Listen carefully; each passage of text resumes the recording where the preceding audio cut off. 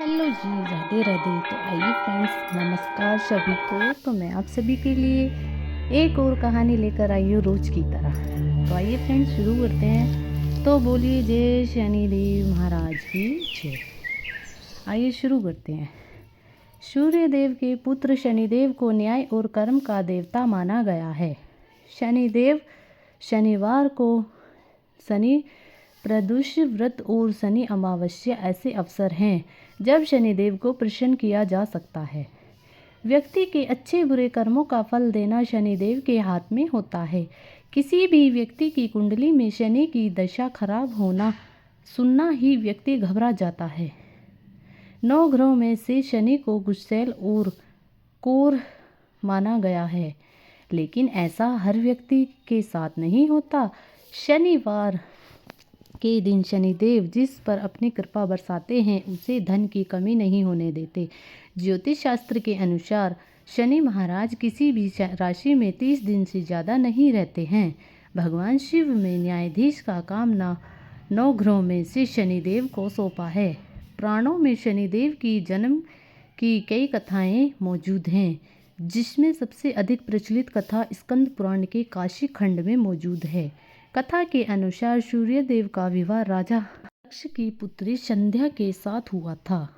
सूर्यदेव और संध्या को 3 पुत्र वैश्वंत, मंद, यमराज और यमुना का जन्म हुआ। सूर्यदेव का तेज काफ़ी अधिक था, जिसे लेकर संध्या काफ़ी परेशान रहती थी। वह सूर्यदेव की अग्नि को कम करने का उपाय सोचती रहती थी। वह सोचते सोचते उन्हें एक उपाय सूझा और उन्होंने अपनी एक हमशक्ल बनाई, जिसका नाम उन्होंने स्वर्णा रखा। जब तक मैं तपस्या से लौट कर ना आऊँ तब तक तुम्हें बच्चों और महाराज का ध्यान रखना है और मेरी छाया बनकर इस घर में सूर्यदेव की पत्नी बनकर रहना। जो आज्ञा महारानी। संध्या, यहाँ किसी को नहीं पता चलेगा कि मैं आपकी छाया हूँ। स्वर्णा के कंधों पर अपने 3 बच्चों की जिम्मेदारी डालकर संध्या जंगल में कठिन तपस्या के लिए चली गई। संध्या की छाया कारण सूर्यदेव को अभी स्वर्णा पर कभी शक ना हुआ और एक छाया होने के कारण स्वर्णा को भी सूर्यदेव के तेज से कोई परेशानी ना थी। उधर संध्या तपस्या में लीन थी। वही सूर्यदेव और स्वर्ण से 3 बच्चे मनु, शनिदेव और भद्रा का जन्म हुआ। एक बार भगवान सूर्यदेव पत्नी स्वर्णा से मिलने आए। सूर्यदेव के तप और तेज के आगे शनिदेव महाराज की आंखें बंद हो गई और वे उन्हें देख नहीं पाए। वही शनिदेव के वर्ण को देख भगवान सूर्यदेव पत्नी स्वर्णा पर शक करने लगे। पुत्र शनि, अपने पिता सूर्यदेव को प्रणाम करो। माता श्री, पिताजी का तेज बहुत अधिक है, मैं तो उन्हें ठीक से देख भी नहीं पा रहा, मैं इन्हें प्रणाम कैसे करूं? शनि, मेरा पुत्र, ये मेरा पुत्र नहीं हो सकता, इसका वर्ण तो बहुत काला है, ये मेरा पुत्र कैसे हो सकता है? नहीं नहीं स्वामी, ये आपका ही पुत्र है, नहीं, मैं इसे अपना पुत्र नहीं मान सकता। पिता की ये बात सुनते ही शनिदेव के मन में सूर्यदेव के लिए शत्रु भाव पैदा हो गया। माताश्री, पिताश्री ने जो भी आपका अपमान किया है, मैं उसका बदला एक ना एक दिन जरूर लूँगा। पिताश्री भी अधिक श्रेष्ठ बनकर दिखाऊंगा। नहीं पुत्र, अपने पिता से ऐसे क्रोधित नहीं होते, अपने क्रोध को शांत करो। नहीं माता, अब तो ये क्रोध तब ही शांत होगा जब मैं आपके अपमान का बदला लूँगा। उसके बाद शनिदेव ने भगवान शिव की कठिन तपस्या करनी शुरू कर दी। शनिदेव की कठिन तपस्या के बाद भगवान शिव प्रसन्न हुए और उन्हें वरदान मांगने को कहा। शनिदेव, मैं तुम्हारी तपस्या से प्रसन्न हूँ, मांगो, तुम्हें क्या वरदान मांगना है? महादेव, मेरे पिता सूर्यदेव ने मेरी माँ का अनादर किया है, उनकी वजह से मेरी माता छाया को हमेशा अपमानित होना पड़ता है। हे प्रभु, मुझे सूर्यदेव से अधिक शक्तिशाली और पूजनीय होने का वरदान दीजिए। शनिदेव, आपका अपनी माता के प्रति स्नेह और आदर देखते हुए मैं आपको 9 ग्रहों का स्वामी होने का वरदान देता हूँ। आपको सभी ग्रहों में श्रेष्ठ स्थान की प्राप्ति होगी।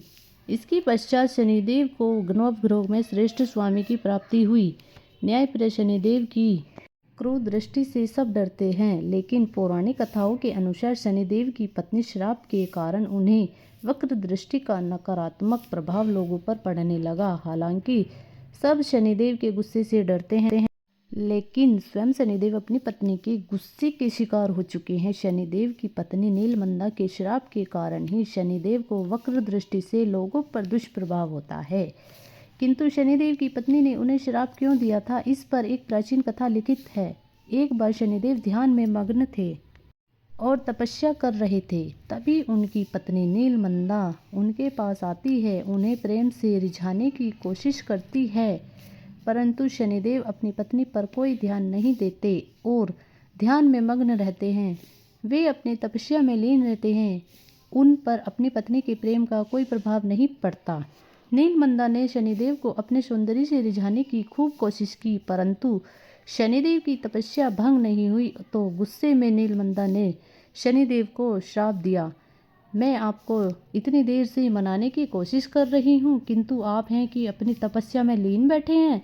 मैं इतने प्रेम पूर्वक आपके पास थोड़ा समय व्यतीत करने आई थी, किंतु आपने मेरी ओर ध्यान ही नहीं दिया, मेरी ओर दृष्टि तक नहीं डाली। मैं आपको श्राप देती हूँ, अब से जिस किसी पर भी वक्र दृष्टि पड़ेगी वो तबाह हो जाएगा और कारण आप बनेंगे। शनिदेव अपनी पत्नी के स्वभाव से परिचित थे। उनका तप जब पूरा हुआ, उन्होंने उस के बारे में जब पता चला तो उन्होंने अपनी पत्नी को समझाने की बहुत कोशिश की कि उन्होंने गलत किया। शनिदेव की पत्नी को अपनी भूल का एहसास हुआ, पर अब कुछ नहीं हो सकता था।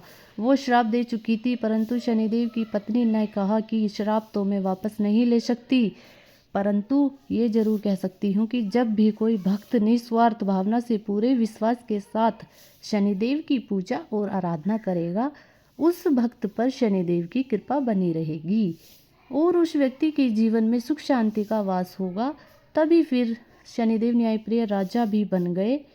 जो कोई भी गलत कार्य करता है वह शनिदेव की वक्र दृष्टि से बच नहीं पाता, इसलिए सदैव अच्छाई के मार्ग पर चलना चाहिए ताकि हम शनिदेव के क्रोध से बच सकें। ये तो सभी जानते हैं कि शनिदेव हनुमान जी की पूजा से प्रसन्न होते हैं। हनुमान भक्तों को शनिदेव परेशान नहीं करते, यही कारण है शनिदेव की दृष्टि से बचने के लिए हनुमान जी की पूजा करने की सलाह दी जाती है। पर शनिदेव व हनुमान जी आपस में मित्र कैसे बन सकें, इसके पीछे बहुत सी कथाएं प्रचलित हैं। उन्हीं में से प्रचलित पौराणिक कथा के अनुसार एक बार शनिदेव को अपनी शक्ति पर अहंकार हो गया। शनिदेव को लगने लगा कि उनसे शक्तिशाली कोई भी नहीं है। उनकी दृष्टि मात्र से ही व्यक्ति के जीवन में उथल पुथल शुरू हो जाती है। इसी घमंड में चूर होकर निकले, तभी उनकी दृष्टि हनुमान जी पर पड़ी। उस समय हनुमान जी अपने प्रभु श्री राम जी की साधना में लीन थे और राम नाम का जप कर रहे थे। राम नाम राम राम, भगवान श्री राम जी की भक्ति करते हुए देख उन पर अपनी दृष्टि डाली, लेकिन हनुमान जी पर उनके प्रभाव का कोई असर नहीं हुआ।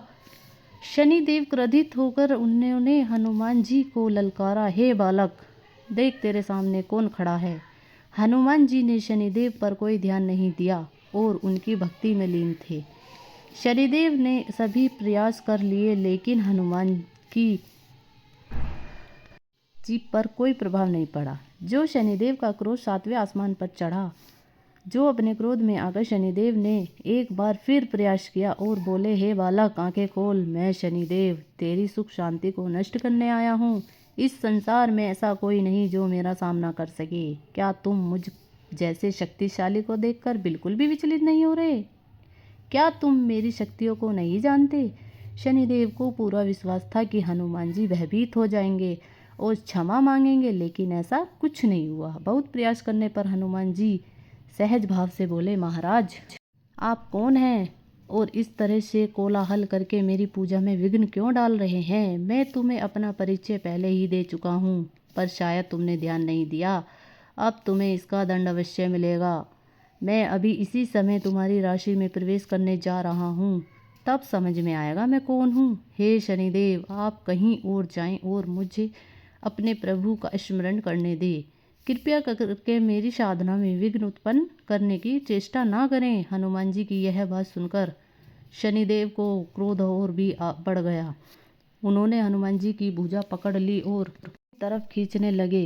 हनुमान जी को लगा जैसे उनकी भुजा को दहकते अंगारों पर फेंक दिया हो। उन्होंने तुरंत एक झटके से अपनी भुजा को शनिदेव की पकड़ से छुड़ाया।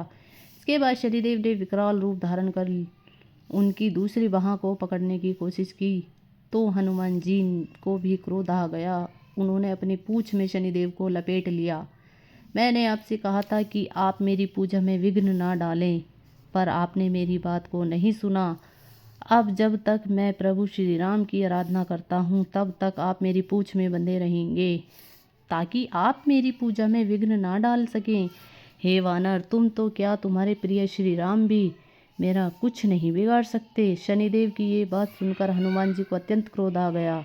वो शनिदेव को पूंछ में लपेटकर पहाड़ों और वृक्षों पर खूब उठा उठा उठा पटकने और रगड़ने लगे। इससे शनिदेव की हालत खराब हो गई। अंत में शनिदेव को अपनी गलती का एहसास हुआ और वो हनुमान जी से बोले, दया कर वानर राज, मुझे अपनी गलती का एहसास हो गया, क्षमा करें। भविष्य में भी आपकी छाया से भी दूर रहूँगा। हे शनिदेव, आपको मेरी छाया ही नहीं, मेरे भक्तों की छाया से भी दूर रहने का वचन देना होगा।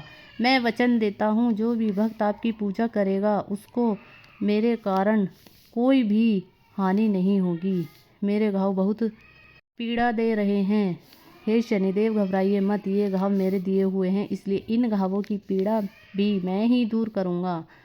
आप यहाँ विराजिए, मैं आपके घावों पर सरसों का तेल लगा देता हूँ, इससे आपके सारे घाव बिल्कुल ठीक हो जाएंगे। हनुमान जी ने शनिदेव के घावों पर सरसों का तेल लगाया, जिससे शनिदेव को आराम मिला। देखते ही देखते उनका पूरा दर्द खत्म हो गया। हे वीर हनुमान, आपके द्वारा लगाए हुए सरसों के तेल ने मेरी सारी पीड़ा हर ली। भविष्य में जो भक्त शनिवार के दिन मुझ पर तेल चढ़ाएंगे उनकी जीवन की सारी पीड़ा हर लूँगा। मुझ पर शनिदेव को तेल चढ़ाने वाले भक्तों के जीवन की सारे दुख दूर हो जाएंगे। अपने मित्र शनि की भूल को क्षमा कर दीजिए, मैं आपको अपने हृदय से लगाना चाहता हूँ। हनुमान जी मुस्कुराए और शनिदेव के हृदय से लग गए। उसी दिन से शनिदेव और हनुमान जी में मित्रता हो गई। तब से शनिवार के दिन शनिदेव पर तेल चढ़ाने की परंपरा बन गई। शनिवार के दिन हनुमान जी की पूजा का भी बहुत महत्व है। कहा जाता है कि शनिवार के दिन हनुमान जी की पूजा करने से शनिदेव प्रसन्न होते हैं और भक्तों पर हनुमान जी की कृपा और शनिदेव की दोनों की बनी रहती है। तो फ्रेंड्स, कमेंट में जय शनिदेव महाराज।